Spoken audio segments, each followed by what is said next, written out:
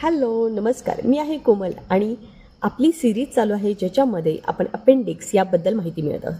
हा चौथा पार्ट आहे आणि पहिल्यांदा आपण पाहिलं की अपेंडिक्स म्हणजे काय, त्याचे टाईप्स काय आहेत. दुसऱ्या पार्टमध्ये आपण पाहिलं की त्याच्यामध्ये लक्षणं काय आहेत, काय केलं पाहिजे किंवा कशा पद्धतीत आपण ओळखू शकतो की आपल्याला अपेंडिक्सचा त्रास होतो. आणि तिसऱ्या पार्टमध्ये आपण हे बघितलं की ऑपरेशननंतर किंवा अपेंडिक्स झाल्यानंतर काय खाणं योग्य आहे, काय खाणं टाळलं पाहिजे ज्याच्यामुळे आपल्या शरीराला अपाई कमी होते. आता आपल्या चौथ्या पार्टमध्ये सर्वात महत्त्वाचा विषय घेऊन आलेले आहे तो म्हणजे अपेंडिक्सचं ऑपरेशन झाल्यानंतर रिकव्हरी किती दिवसात होणार ती घेतली पाहिजे. तत्पूर्वी माझ्या चॅनलला सबस्क्राईब केलं नसेल तर सबस्क्राईब करून घ्या, कारण यासारखे नवनवीन व्हिडिओज मी तुमच्यासाठी घेऊन येणार आहे. याबरोबर सोशल मीडिया म्हणजे इंस्टाग्राम आणि फेसबुकला मला फॉलो करायला विसरू नका. वेळ न वाया घालवता आपण आपल्या व्हिडिओला स्टार्ट करूया. छोटं आतडं जिथं संपतं तिथं मोठं आतडं स्टार्ट होतं आणि त्याच ठिकाणी एक शेपटासारखा आकार असतो जो की 4 ते 8 सेंटीमीटरचा असतो. तिथे जर बॅक्टेरियल इन्फेक्शन झालं आणि तिथे जर ब्लॉकेजेस निर्माण झाले तर तिथे इन्फेक्शन होऊन तो पार्ट सुजतो आणि सुजल्यानंतर ते रप्चर होण्याचं, फुटण्याचे चान्सेस असतात. त्याला म्हणतात अपेंडिक्स. आता ह्या गोष्टीमुळे तो जो पार्ट असतो तो रिमूव्ह करणं मस्ट असतं. त्यामुळे जो शेपटासारखा आकार असतो तो जर फुटल्यानंतर इन्फेक्शन पूर्ण शरीरात जाऊ नये म्हणून सर्जन तो पार्ट कट करतात आणि रिमूव्ह करतात. आता हे झालं ऑपरेशनचं.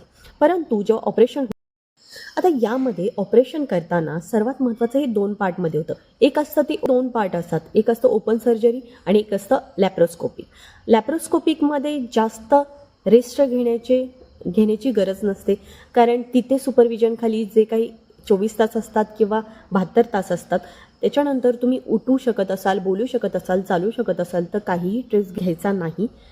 आपण सगळ्या ॲक्टिव्हिटीज करू शकतो. याबरोबर जे ओपन सर्जरी असते ज्याच्यामध्ये 2 दिवस आपल्याला रेस्ट करावी लागते आणि त्यानंतर आपण चालू बोलू शकतो, सगळं काही ॲक्टिव्हिटी करू शकतो. परंतु सर्वात महत्त्वाचं but recovery is mostly depends upon this people to get back to the normality. परंतु हे कसं होतं की प्रत्येक पेशंटची एज फॅक्टर, सहन करण्याची क्षमता, पेनची कॅपॅसिटी, दुखणं ह्या गोष्टींवर पण ह्या गोष्टी की तुम्ही रिकवर कसे होतात आणि कसे रिॲक्ट करताय.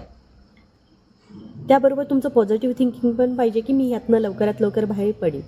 तर ह्या गोष्टी खूप मॅटर करतात. त्यामुळे तुम्ही तसं म्हटलं तर 1-2 दिवसातच तुम्ही व्यवस्थित सगळ्या ॲक्टिव्हिटीज करू शकता, सगळं काही खाऊ शकता. परंतु काही लिमिटेशन्स जे की तुम्हाला सांगितलं की त्यांचे पेन दुखण्याची क्षमता किती आहे, सहन करण्याची ताकद किती आहे, त्याबरोबर ओपन सर्जरी आहे की लॅप्रोस्कोपिक आहे ह्याही गोष्टी मॅटर करतात. एज फॅक्टर मॅटर करतं. त्याबरोबर पेशंटची मेंटॅलिटी ही सर्वात महत्त्वाची आहे. म्हणजे काही लोक 2 दिवसात बरी होतात तर काही लोकांना 3 दिवसही लागू शकतात. हे सगळं तुमच्यावर आणि तुमच्या मानसिकतेवर अवलंबून असतं.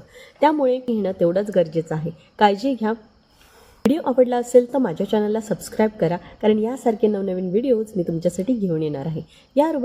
याबरोबर यूट्यूब व्यतिरिक्त मला इंस्टाग्राम आणि फेसबुकला फॉलो करायला विसरू नका. धन्यवाद.